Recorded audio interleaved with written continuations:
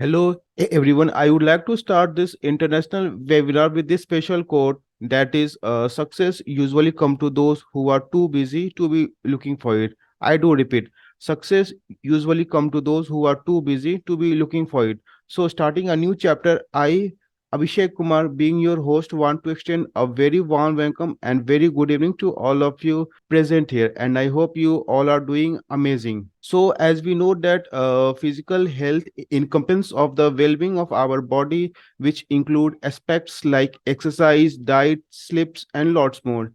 In contrast, it also affect our mental health, physical health, emotional, psychological states, which affect the factors like stress management, self-esteem, and lots more. These two dimensions of the health are interlinked to each other as they sound often contribute to a sound mind and vice versa. Achieving a harmonious balance between physical health and mental health is the thrilling and the fulfilling of the life. So on the behalf of the whole SEMS family, I welcome you all for this international webinar on the topic physical health and mental health. And to add our guest of honor and our speaker, Dr. Kazi Tosif. Sir, it's a great honor to have you with us, and we are very much thankful for your presence. Now, let me introduce our speaker to you all, Dr. Kazi Tosif, sir. Talking about his qualification is that he is well qualified in the medicine, mental health. Apart from that, his in the science and having an experience of 25-year plus, which in consist of the mental health, psychological health, physiotherapy, English language, and lots more. Apart from that, he is also well versed in the corporate training, educational leaderships, and many more. He is best known as a lifelong learner and loves to interact with learning and learning facilities like to fulfill his passion of bringing the larger things through learning and teachings. Good evening, everyone. This is Dr. Ghazi Tausif. Thank you for a wonderful introduction. Um, I think I'm highly obliged for the fact that you have given me this opportunity to share my learning and experience. And I believe that this introduction is going to bring the change that I'm passionate for, and people will be able to gain some insight on a very important aspect of our being, that is physical and mental wellness. So proceed further. I'll start sharing the screen so that people can have a view of the discussion, and we will continue with the discussion accordingly. It's important for us to understand why we are talking about this particular aspect of subjects which are there in the world, and why I have chosen this topic as such. So essentially, um, the physical and mental wellness forms a very important element in the modern day life. If you look around, you will see that everything that you're doing, everything that is affecting you, everything that is creating benefit for you is generally linked to these two elements. One is physical well-being, and the other is mental well-being. I mean, if I ask you today, how would you define? And let's do this exercise. If I give you 30 seconds to imagine that, what are the things that you wonder and imagine for yourself in the best state of your life. Let's take next 10-15 seconds, and when you come back, I will tell you what you have been talking about, thinking about. Okay. In the chat box, can you name the things which you would imagine for yourself if you were in a perfect state of your life? What are those things? Can one of you type it up if you have an answer? Sir, as per my own opinion, I would like to become very much healthy, means Hmm? fit and fine. Apart Okay. from that, so that I can um, stay healthy, live happily. Because as we know that nowadays there are lot of health issues like diabetes, cancer, depression, and lots more, sir. Because of our busy lifestyle and busy day-to-day schedule. If you go around, wonderful answer, a great response, and I'm sure everybody will have that kind of an answer. If it's going to be happiness, it's going to be something which is linked to your, freshness of mind. If it's something to do with your satisfaction, it is going to be linked with your mental peace and good sleep, and a good blood pressure level and ability to perform at your best. So most of the things that we desire in our perfect state are linked to our wellness, the way we feel and behave in our life. And that is why it is important to understand what wellness means and how it functions. So there's a model which is called 8 dimensions of wellness, which we are going to explore together today. Okay, so I'm moving ahead with my presentation. The first slide is generally my introduction, and if organizers allow, this presentation will be available to you guys along with the session video. So I think it will be there uploaded. So you don't need to worry about taking screenshots and on. Try and focus on the discussion and gain as much as possible so that we can benefit from this discussion that we are going to have from here onwards. So I'm currently working in multiple roles, one of them being CEO of Khud Mahafiz. It's a personal well-being initiative and personal safety initiative. I'm currently heading HR of a company called Accountamize Pakistan, where we are BPO operations operating in Canada and US. I also am founder of HR Pals. It's a group of HR professionals coming together, and I'm brand ambassador to Xcease. It's a travel safety app. Now, for doing all this, even I need a lot of mental and physical wellness in my place. So that is why my introduction is so, you know, enlarged, and I'll move ahead with that. Whenever you will hear wellness, the word wellness, you will come across a few common terms. What are those? Can you think of those in the chat Sir, box or in voice, however you want to share? sir, as per my own view, I think that number one, we should have a healthy lifestyle, good Mm-hmm, financial conditions, apart mm-hmm, from that, stress-free life. mm-hmm. And Great. yeah, yeah, sir, that's it, sir, as per my own view, sir. Lovely, lovely. Now, 8 dimensions actually does it in a way that it identifies 8 elements, and it looks at how it impacts us internally and how it affects us externally. Okay, so and that is how it is focusing, and it's able to achieve this holistic well-being state which everybody desires. So we'll go ahead with the first and the foremost thing in our well-being journey, and that is our physical wellness. Now, if you look at the physical wellness, you generally focus at how you are feeling in your body and in your overall health. Generally, people would like to believe that health is just about absence of illness. And that is one myth that I wanted to break today, that as per definition, announced by World Health Organization long time back, and it says that health is a state of physical, mental, emotional, social, and moral well-being with or without absence of illness. And that is why it is important to understand that while you are dealing with any kind of illnesses, you can be, sometimes uh, be healthy, be physically well, yet you are able to manage, being well.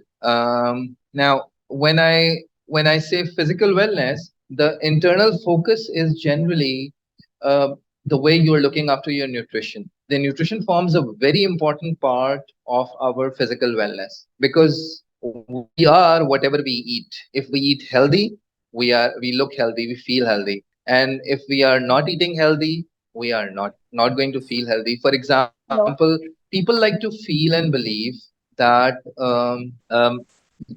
they can eat anything and they can burn it in the exercise. Because if your nutrition is not right, your exercise is not going to work. So it's important for everyone to understand that exercise can only help your physical well-being when your nutrition is, well balanced. People, being a doctor, people come back and ask me questions like, what to eat, how much to eat. So I generally tell them that keep a balance of 3 to 1. And the 3 to 1, the balance is like eat the most in the morning, eat lesser in the afternoon, and eat the least at night.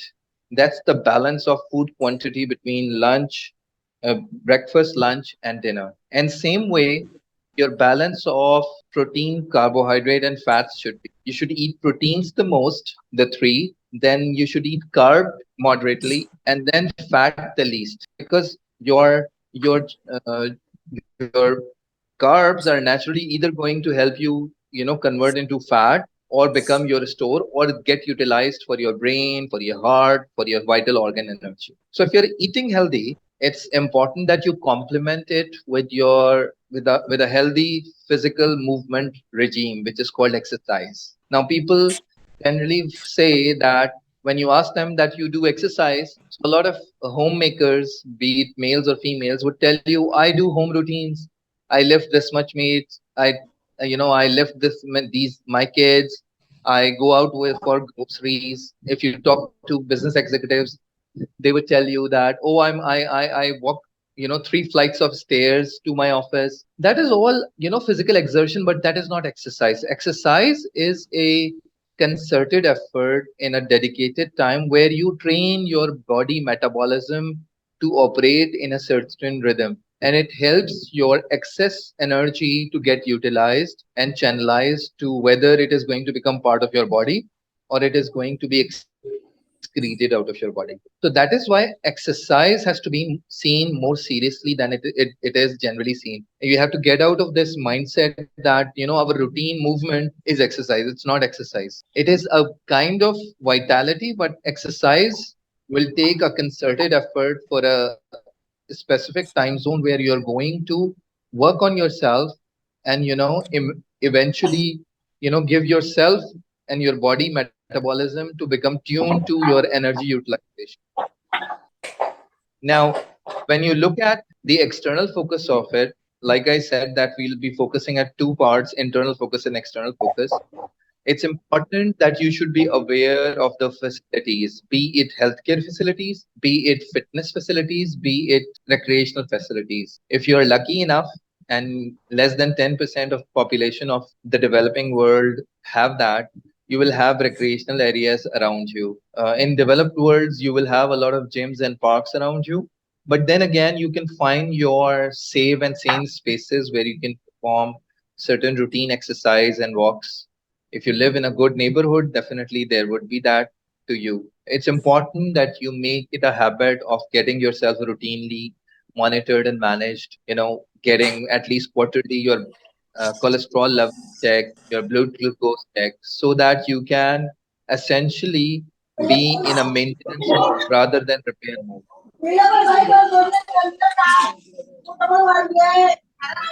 There's a lot of background noise. If can somebody can, please yourself mute. Now, next comes the part where we'll be looking at the tips to manage physical health. Like I said, a lot of regular physical exercise, choosing nutritious food. There's another question that arises: what is nutritious food? Fresh, non-frozen, not processed foods are generally nutritious food. Whenever you are looking at processed food, stored food, you are looking at non-nutritious food. So make sure that you are constantly, you know, um, um constantly checking what you're eating, and you're looking at the quality of what you're eating, so that you are not affected by later on the stored food chemicals or, after effects of having processed food too much. There's a lot of mixed opinion about certain kinds of diets as well. I'm not going to comment on that because it's a whole debate and I'm not expert at nutrition. But I'll just say that make sure that whatever you're eating, you are well studying that and you are aware of your body metabolism and you are complementing that with exercise. Sleep forms a very important part of your physical well-being. It is not only part of your physical well-being, but it's also part of your mental well-being as well. So make sure that you are giving yourself enough time for, upgrading or rejuvenating your immune system, and your mental health as well is affected by altered sleep pattern. Make sure that you are going to a good health practitioner. You have a routine checkup, regime to yourself, so that you can gradually, look after yourself without having to face challenges when the situation becomes bad. What do you think comes next? Next comes in our emotional wellness, which is a very important part of us in the developing world. We are very emotional people generally known.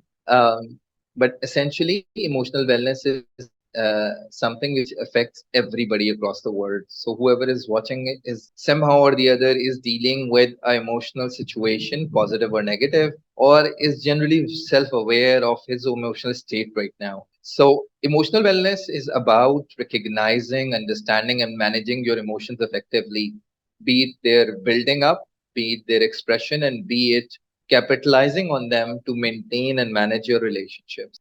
Emotional wellness also helps you build strong relationships.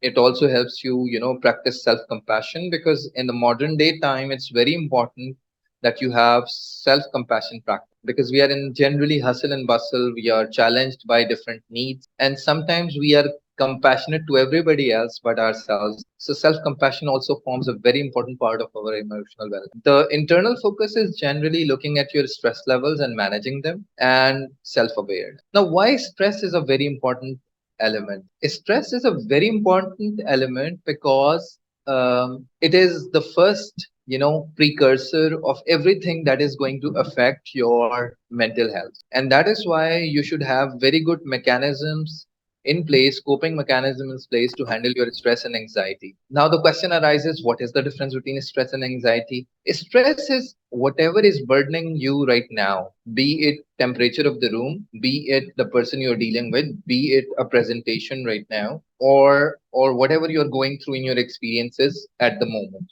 Anxiety is a condition of restlessness which is about unseen, like things which have either not happened or not happening right in front of you. These could be things happening in the other room, other contexts, other countries, future, or past. So all these things are going to cause you anxiety. And it's important that you have some way of expressing and managing your stress and anxiety. And you can do that only by being self-aware, by being aware of your emotional state, by being aware of the things that trigger you, and managing those things. For example, if news headlines affect you every day, make sure that you are not confronting news headlines. If you think a particular person affects your emotional state, then you might want to stay away from that person till the time you have learned the way of dealing with that person. So the two things are there. One way you are managing your stress and anxiety, at the same time you are being self-aware of whatever is happening. Now, external focus of this particular dimension of wellness is having supportive relationships. Now, in the olden times, we had a lot of elders in the family, but now the occupational needs and professional needs sometimes draw us away from our families. So if you're lucky enough to have somebody elder and supportive around, be it your life partner, be it your partner, be it your good friend, be it your elders in the family, make sure you're nurturing good communication with them. That forms a very important element in stress management, because if you don't have that, then you need professional help. Counseling services are online available, offline available. You can go to psychiatrist, you can go to trained counselor for your emotional well-being and emotional expression. And remember, I'm constantly repeating one thing: expression of your emotion is forms the most important part of your emotional wellness. If you have that opportunity, if you have that person to you, make sure you're capitalizing on it and making sure that your communication is intact with that person, and it will nurture your emotional wellness. Moving next, we'll look at the different tips apart from whatever you can already judge. Practice mindfulness techniques. If you wonder what is mindfulness, we can do it right now. But I plan to have that mindfulness practice right at the end. So we'll practice it together as an exercise. Mindfulness is nothing but having a check on what you're thinking and how you're thinking and what you're responding to and how you're responding to it. So we'll do that at the later stage during this session. Foster supportive relationships with friends, family, seek emotional stability and provide emotional stability. Engage in activities that bring you joy, relaxation, for example, exercise, for example, yoga, conversation with your children, playing with your children, going out, spending time with family, listening to music, watching movies, writing sometimes. A very good technique of emotional wellness is also a gratitude journal. Modern technique. It's a very great. I just shared a post yesterday and I said that gratitude is king of emotional wellness and mental wellness. If you have a practice of being grateful for the things that you're blessed with, You will be very emotionally well because you will be aware of the things you are gifted with and the strengths that you have. And if all that is not there, wonderfully enough, we are in a time where a lot of professional help is available online and offline to us in order for us to be able to nurture our emotional wellness. So far, any questions, any comments, anything that you wish to be answered, please start tabulating it. I'll be able to answer that at the end of the session. Sir, So someone in we chat, have covered sir, someone in chat has yeah. asked one question. So can you please see it? Just give me a minute. Wait, Sure. chat. Yeah. What about meditation? Exercise is more important. Assalamu alaikum, Meditation sir. just May I have the question, please? uh, we have a question and answer at the end. But if you would like, if you think that you need to ask that right now, I can respond. Sir, I would definitely prefer to, like we can sum up with the in the end questions. But as we are going in the flow, so I just want to ask just one question: that what are the mindfulness Mm-hmm. exercises in that slide you have written the techniques to manage your stress and what practice mindfulness techniques? How would we suggest? How would you suggest that? What sort of mindfulness techniques can we go for? Not exactly, but the sort of. Thank you. Okay. The easiest of mindfulness technique is generally having a thought check. Having silence. Find that space and occupancy of time where you can give your mind break. And the easiest exercise of mindfulness is breathing. When you are mindfully breathing, like I said at the end, we can do it, but we can do it right now. I would like you guys to right now, for the time being, do not look at the presentation and close your eyes. And on my count of 1 to 4, when I count 1 to 4, I want you to breathe in. And then when I count 1 to 4 again, breathe out and continue that. Okay? Can we do that? So let's go ahead. So 1, 2, 3, 4. 1, 2, 3, 4. 1, 2, 3, 4. 1, 2, 3, 4. 1, 2, 3, 4. 1, 2, 3, 4. 1, 2, 3, 4. On my count again, we will breathe in and out again. Okay. 1, 2, 3, 4. 1, 2, 3, 4. 1, 2, 3, 4. 1, 2, 3, 4. Now, when you do that, what do you think happened? Actually, we concentrate only on our breathings and we just stop looking around the things and we do And not concentrate naturally, on the do other you things. and in a routine manner, do you not necessarily look at your breathing or feel your breathing? No, exactly not. We just go around the things and we even do not notice our breath. Exactly. So the breath is one of the most unintentional action which is happening to us naturally. And when you draw your attention to a very natural process, you generally let go of all other thoughts. And this very important process, which is very important to us, becomes very important because we are focusing at it. And immediately your brain disconnects from all other thought processes. So in a way, your mind creates a disconnect and it finds time to park all the emotional inputs, all the technical inputs, all the informational inputs it has received. And longer the time you are going to take of occupancy and breathing exercises, you'll find yourself finding those emotional needs, emotional leads that are coming into yourself. And you will see that a lot of things which were not making sense, which were haywire, are going to fall in place initially. But if that is not working out for you, you can always seek support from somebody who is professionally sound or trained for it, and he can help you. This is a small example I did. I'm not saying that this is the perfect example. I'm just giving you some basic way you can start off. Just make sure that you are not suffering from any disorder of breathing or a cardiovascular disorder which may cause you any kind of physical or other injuries. All right. So make sure that you're otherwise sound to do such exercises so that you can indulge it. I hope I have answered the chat question as well. But if you guys are interested, Trisha, I think Trisha has asked a question of a similar kind. So, Trisha, answer to you is, if you go around, there are portals. One of them I use a lot, so I'll refer to that. One of them is called Mindful Leader. You can Google that out, and there is a daily practice of mindfulness there. it might help you, but there is a whole battery of a lot of mindfulness, exercises available on the internet, as well as trained people are available around us as well. So make sure that whoever you are tapping with is authentic and is very careful of your mental and physical well-being as well. Okay. Okay.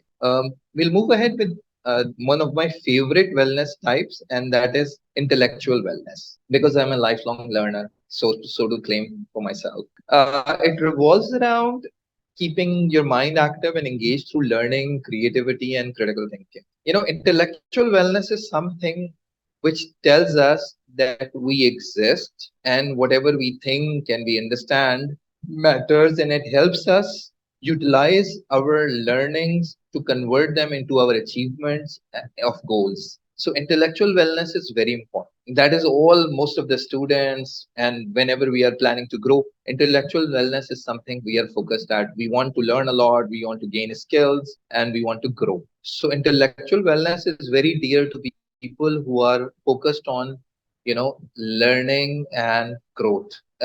What are the different ways of achieving it? Attend seminars like this, like DG Saksham is arranging, and I'm thankful to them to arrange this free of cost for everybody. Otherwise, such seminars are very costly. So I must acknowledge their effort in that. Get into thought-provoking discussion. Most of the time in developing countries, people are lost to the discussions about inflation. In our country, a lot of discussion is around fuel as well, fuel rates as well. But instead of that, focus on ideas, focus on creativity, focus on channels, focus on things which are going to capitalize and help you in your future, in your building, in your character building, in your moral building, in your knowledge building. Sometimes indulging in puzzles and games, crossword puzzles, don't play gamble, and some monopoly can also help as long as you are learning some financial management. But try and do indulge in games and hobbies which are nurturing to you. Okay. And your knowledge base as well. Make sure that you are literate about whatever is happening in the world, but not lost to it necessarily. The next wellness is very important, and what connects us as well, and it's social wellness. And it's not social media wellness, please. Remember that. A lot of people think that having 9 accounts and 5 different portals is social wellness. No, social wellness is about having a community, having friends, having family members, being able to have uh, a channel of, utilizing your communication and having empathy. If you are blessed to have friends and family, you are and be thankful about that. If you have a social support network, you're again in an opportunity where you can seek and receive support from others as well. And the modern day notion of diversity and inclusion are very important. We may be with different talents and different challenges, but we were all created equal by the Almighty, and we must cherish that by being diverse, by being inclusive to everybody, and respecting their privacy, their religion, their ethnicity, their origin, and being respectful about it. Okay. Now, how can we do that? How can we be socially well? Be part of DG Saksham's events. They're free community events. They're learning oriented. Form a club. A lot of people do these WhatsApp groups these days. There are portals like Telegram. You can create your own, healthy tips and educational groups on social media portals. Be it LinkedIn, be it Facebook and others that are emerging. TikTok videos. I don't know how many of you will be able to use them positively, but I've seen a lot of not useful content there. But I'm not going to generalize that for everybody. But that also helps in connecting with the right kind of people and audiences sometimes. Prioritize quality time with loved ones. Play with your children, go out with your elders, talk to them, find time to meet relatives. Have a most close network where you can be listened to and you can exhibit active listening, and build your relationships around it, be it your friends, your neighbors, your relatives as such. So with emotional wellness and social wellness in place, are there any questions so far? Sir, actually, I do have one question. Sir, Please go ahead. how is the physical health and mental health are are are linked? Lovely, lovely, beautiful, beautiful.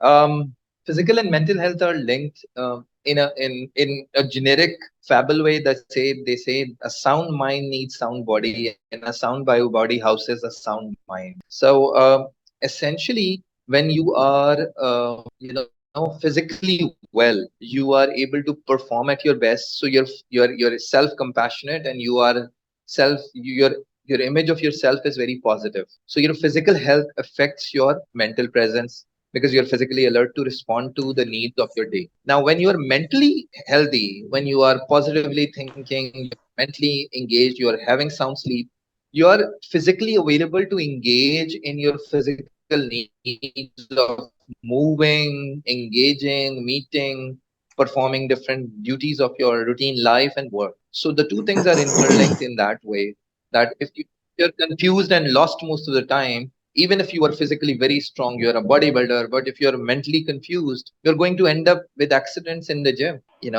be it on the road. But if you are mentally present, may you be lean, you'll be able to scale mountains sometimes. So the two things are linked in that way, that your mental presence helps you perform at your best with your physical being, and your physical strength helps you perform all that you desire in your head to be able to achieve. I hope I was able to respond to your question. Hello, sir. Yeah, please. I do have a question. Please go ahead. My question is, what are the key factors to consider when trying to improve the sleeping quality or pattern? Lovely.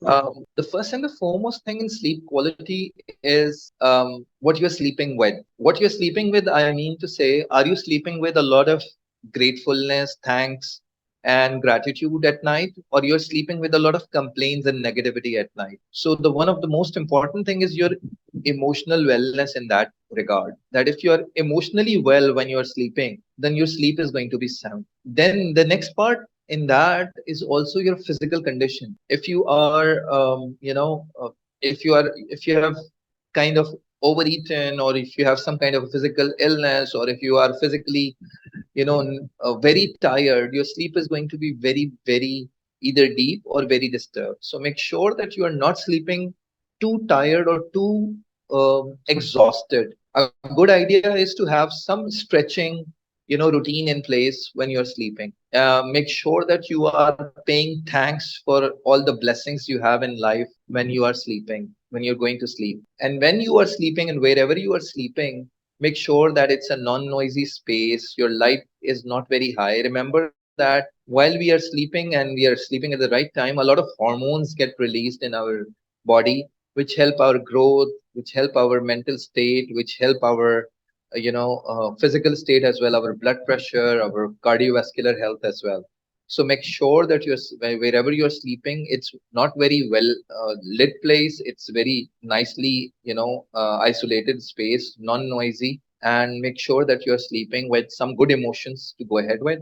Even if you had a very tiring, rough day, be thankful for being alive and being given this opportunity to meet with those challenges. And when you wake up with positivity, wake up with this aspiration that you will achieve whatever you were aspiring to achieve yesterday, or whatever challenges life has presented you yesterday. So those are few factors which will affect your sleep a lot, apart from the fact that there could be some few physical and mental illnesses which can affect your sleep. So those I cannot comment right now, because it would take too much time, and I'm not an expert on sleep management, and this session focuses differently. I hope I was able to answer your question. Yeah, yes, sir. Thank you. Thank you. Next comes, which is kind of a encompass of all the previous wellnesses, which is occupational wellness. Because unless until you're physically well, you're emotionally connected, you're socially connected, and you are doing the best, then comes the occupational wellness. Occupational wellness is not about just having a job satisfaction or work satisfaction. It is about being able to utilize your skills and learning into action to achieve a particular goal. So whatever is keeping you occupied in terms of the responsibility that you have undertaken, it can be a business, it can be a job, it can be a volunteering, it can be an internship. Whatever it is, if it is purposeful, it is going to help you be occupationally well. And then in the end, if that is rewarding, then it is going to help you earn better. So your financial wellness is also going to fall in place. I'll tell you in the end, we will probably check this together, that how each wellness is connected with the other, and the whole wheel of wellness is an interconnected, beehive kind of that. So, what are the tips to have? in occupational wellness is constantly aspire to learn. So comes intellectual wellness, because when you are learning, upskilling yourself, you're going to grow. And just before yesterday, I was talking to one of my colleagues, and he was saying that I want to grow. And I asked him, "What is your learning plan?" And he was looking at me, and I said that because whatever you're planning to grow in is you can grow into that if you have a learning and upskilling plan only. Make sure that you have a work-life balance, because if you do not have a work-life balance, if your work is taking too much time for you to have life balance, and if your home life is taking too much attention from you for you to attend to your work, both are going to have a challenge, and you will not be able to maintain a good wellness in occupational domain. Uh, Make sure that you are networking. So here comes the social wellness in place. Okay, so all these things are important part. Then comes the environmental wellness. Now, most people believe that environment sometimes doesn't affect them. It's only our effort and resources. But believe me, if we focus on our environmental wellness, we'll be able to achieve a zillion things without having to worry about that which wellness is being catered. Because if you're working in a healthy environment, if you are living in a healthy neighborhood, if you have a healthy environment at home, you'll be surprised how your mental wellness, your physical wellness, your financial wellness, your emotional wellness is affected. So you see a lot of people indulge in that, in preserving environment and respecting it. You can simply do that. The simple actions you can take is, you know energy saving is one way, planting greenery is another way. If there's an external focus, looking around and keeping your neighborhood clean, making sure you're not overutilizing the natural resources like water, and you're not polluting it by trash burning and other things as well. If you have a business, making sure that your whatever you are producing as a waste is well diffused. All those things fall under environmental wellness. In a personal domain, environmental wellness can be having a tidy room, not creating unnecessary trash, underutilizing paper, not using unnecessary printing paper if you're not requiring it. Those are few things. Having a plant on your desk, an indoor plant at your desk, can be part of your environmental wellness plan. If you look at the tip, these are the few things. Again, like I said before, practice energy conservation, eco-friendly household. A lot of countries have this initiatives in place where waste management is now classified waste management. You can separate paper and non-paper, recyclable and non-recyclable trash now. So indulge in those kind of things if the facility is available. And if there is no facility available, even then you can sort your trash. If you have a green area at your house, make sure all the natural produce is buried in a composting hole, and you are composting the vegetables, leftovers, or the peelings of fruits into that, and utilizing it for maintaining an environmental balance. Plant trees if you can, and keep your local community clean and clear. One of the most important for the countries like ours, developing countries, financial wellness, because this is probably a wellness, at least in our mindset, which affects almost all wellnesses. People say, I don't have money to go to the gym. People say, I don't have money to eat healthy. But you'll be surprised that if you eat healthy, you can be financially well, because you'll be performing better. If you are mentally healthy, you'll be able to focus on your finances better. So it's not that financial wellness affects everything. Everything else also affects your financial wellness. So make sure that you are cognizant of the fact that you need to have a money priority, a saving priority. You have a budgeting and saving plan, making sure that you're well aware of the, economical buying, economical spending, so that you're not burdened when you are looking at your financial well. Tip to manage or create a budget. I generally have a budget, like one of my coaches suggested that, have a budget of expenditure, have a budget of learning, and have a budget of charity, and a budget of saving. That is how I budget myself. So I have a kind of a 10 to 20% budget of charity. I have a 10 to 20% budget of saving sometimes. And then I have a 10 to 20% budget of learning. And then there is a budget for living, which is groceries, which is utility bills and everything else. So that forms a very important part of things. Make sure that you have some insight on investment plans, and what are the opportunities to invest into and capitalize on your financial wellness.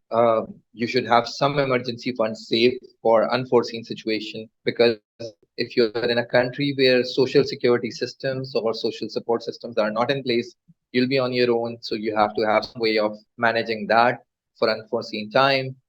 Inflation is very prevalent, no matter where you are, so make sure you have some leeway of that in your financial wellness plan. So far, any questions till we are at financial wellness?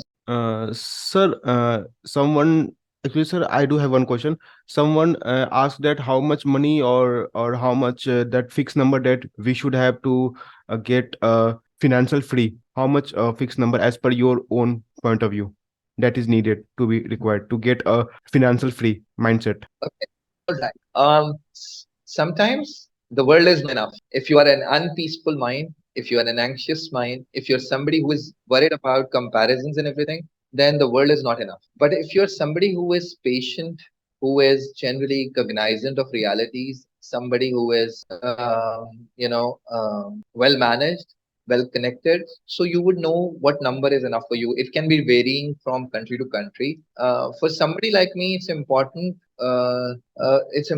that we are generally aware that how much we need and what we are capitalizing upon. If we are lost to the money lust, then no money is enough. But if you are gratitude oriented, if you are thankful oriented, then sometimes you can be happy and grateful and wonderful with very limited amount of money. And I have seen people going to the medical medicine shops, getting off very huge cars, and wearing very expensive watches and buying anti-anxiety medicines all the time. So I have certain patients who live in very big houses. I've dealt with them. They live in very big countries and enjoying very affluent positions, but not happy, not emotionally well. So it's important that you understand that money is never enough. Satisfaction, gratitude are two things which are going to draw your wealth. Okay, can we move on with the next question, please? Next comes is spiritual wellness. Spiritual wellness means differently to different people and different belief systems. Religious minded people generally would find their spiritual wellness in spiritual performances related to religion. That is an important part as well. Whatever religion you follow, you'll find a lot of spiritual reverence in your spiritual practices, in your religious practices. But for a larger world perspective, remember that whatever is your decided or found purpose in life, your ability to capitalize upon it, your ability to practice upon it, your ability to nurture that is your spiritual wellness. If your spiritual wellness is linked to well-being or welfare of other people, capitalize upon it, work on it. If your spiritual wellness is linked to your religious practices, function on that. If your spiritual wellness is linked to your own self awareness, capitalize on that. So spiritual wellness will vary from a person to person based on his values, beliefs, and the purposes that he has decided for himself. And the tips for it are, again, like I said, Dekho, if you look at it, we talked about meditation before. Here, meditation is come in place again, mindfulness and meditation. Reflect on all your values. Look at activities where you can, help others, charitable activities. Cultivate, like I said before, cultivate a practice of gratitude that will help you a lot in being able to be spiritually well. Now, we are at a point where we can look at all the wellnesses we have studied together. What I want you to do is now look at all the different wellnesses that we have studied together and tell me where in the chat box only where you rate yourself in at least three of the wellnesses that we have studied together. Remember that one is being very unsatisfied and 10 is being very satisfied. And I want to hear from everybody at least three wellnesses and rate it from 1 to 10. Take your next 1 minute to do that. And let me check the chat box. Okay, that's three wellness areas where you think you would like to rate yourself. And 5, 6 at what? Sir, I would like to rate 5 or 6 uh, upon 10. In which areas? Which wellnesses? Physical, Uh, mental? Sir, social, Okay, occupational, and financial. lovely, lovely, great, Great. Anybody else? Sir, I think that they are unable to judge like how much point they should give Okay, to. let me read all the wellnesses. They are Okay. already on the display. If you look at the screen, you have 8 wellnesses here. Can you see this? You have intellectual, emotional, physical, social, occupational, financial, environmental, and spiritual. Yes, sir. Yes, sir. So you can take any three and rate yourself from 1 to 10. Okay. Arif says physical wellness 6 to 10, 6 on 10, social wellness 7 on 10, and financial wellness 8 on 10. Lovely. Lovely. Okay. Great. Great. Now, why we are doing it? I'll tell you.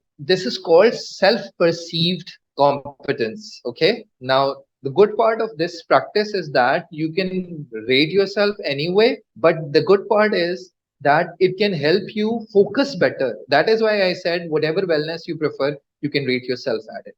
Okay. So if you don't want to share in the group, it's fine. Make sure you're making a note of that for yourself. Is that okay? Great. Yes, sir. Yes, sir. Yes, sir. Now we'll move to the next part. How much time are we left with? Sir, it's almost completed. Lovely, lovely. We are almost at the end of the session as well. Yes, sir.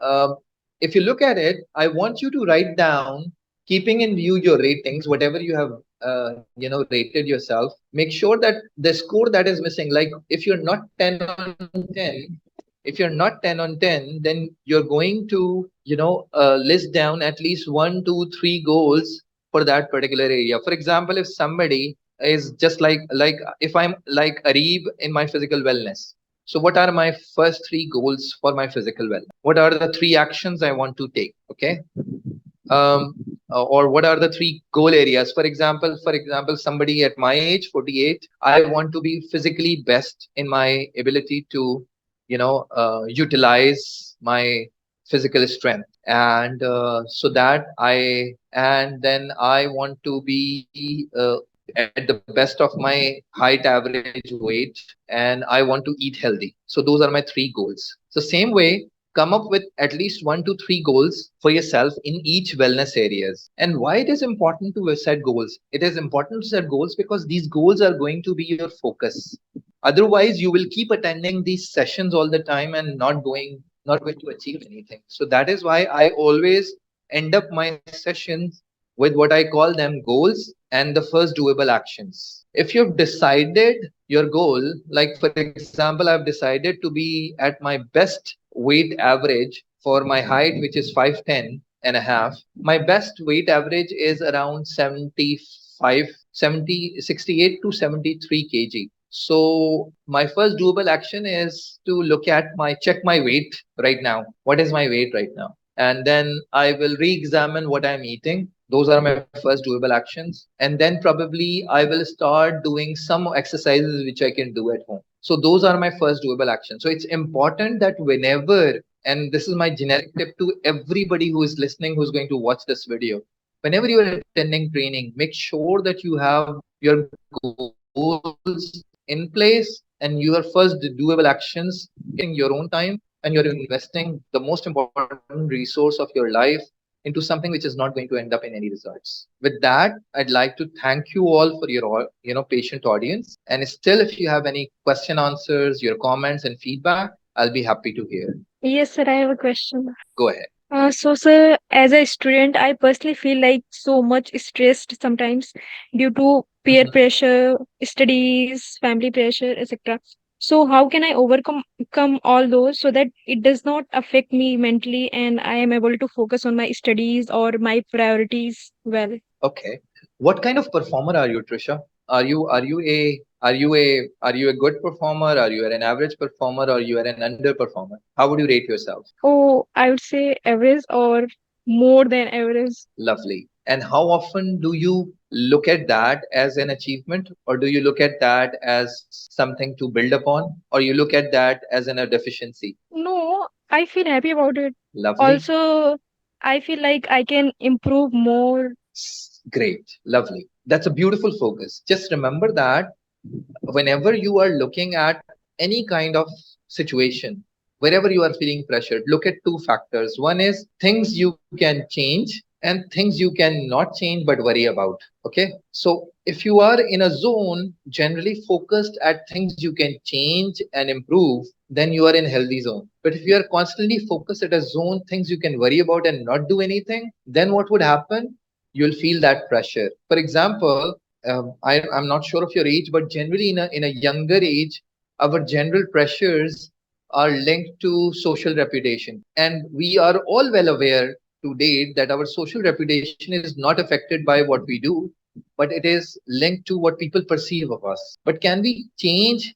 Can we go in people's head and heart and change their perception? No. But what we can focus at in that we will always do good. We decide to always do good. We always decide to cause no harm, and we always decide to think positively. So those are three things I can focus at, but I can't focus at what people think of me, what they believe about me, and how will they process whatever I do. So what should I focus at my left hand or my right hand? Where to focus? If I Uh, focus on my right hand, I'll be lost to people pressure and it will just drain me. But if I focus on my positive things, the things I can do, I'll be capitalizing on what I have and I'll be able to achieve what I can. I hope I was able to answer your question. Yeah, yes, sir. Any other questions? Anybody? yeah. Sir, thank you very much, sir, for this session. And I hope our participants learned many new things from this session. Apart from this, I would like to highlight some of the important points which we feel is that we should do exercise on daily basis. We should take ample amount of sleep. We should take proper diet. Apart from this, if we are feeling stress, then we should try to talk to our friends, family members, colleagues, and known ones. Awesome. Thank you very much, sir, for this session. And I hope your knowledge, your experience, and your ideas and thoughts will help us to achieve our goal. For sure. All the very best, Sir, everybody. there are some few questions from our YouTube audience. So, Please, shall we start, sir? please go ahead. Please go ahead. Okay, sir. How much time we should take to a sleep? Like 6 hour, 10 hours, or 5 hours Awesome minimum? question. Yeah. Awesome question.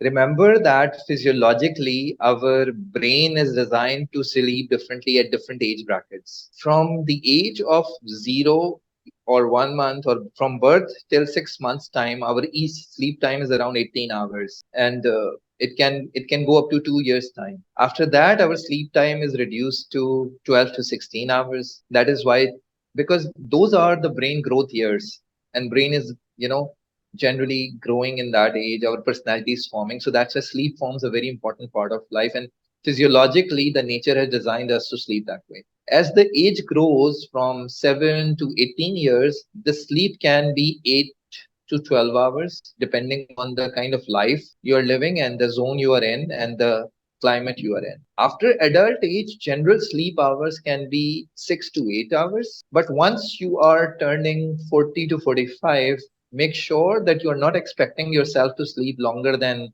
5 to 6 hours, because naturally our sleep is also linked to our brain and its gray and white matter. So when our gray matter is reducing, our sleep time is also reducing, and with age the gray matter regresses. So that's it's important to understand that even if you try to sleep longer than 5 hours, you can't after a certain age. So that is why psychologically we are thinking that we are sleepless. No, we are not. Essentially, we are designed to sleep less when we are at older age. We can take naps in between, but the sleep bout is going to be not more than maximum 5 to 7 hours. Sure, sir. Sir, our next question is that how stress can impact our physical health along that mental health. Awesome.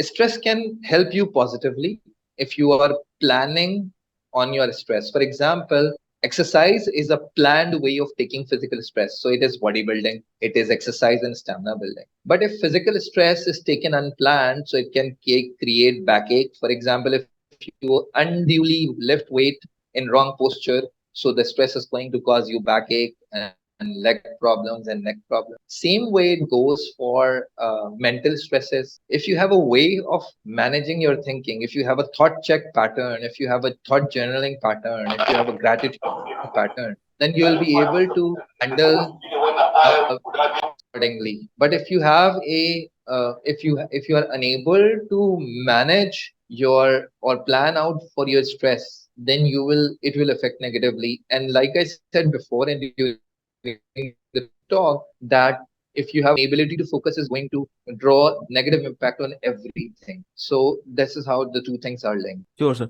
Sir, one of the last question which our YouTube audience wanted to know that how physical health can impact our mental health along that.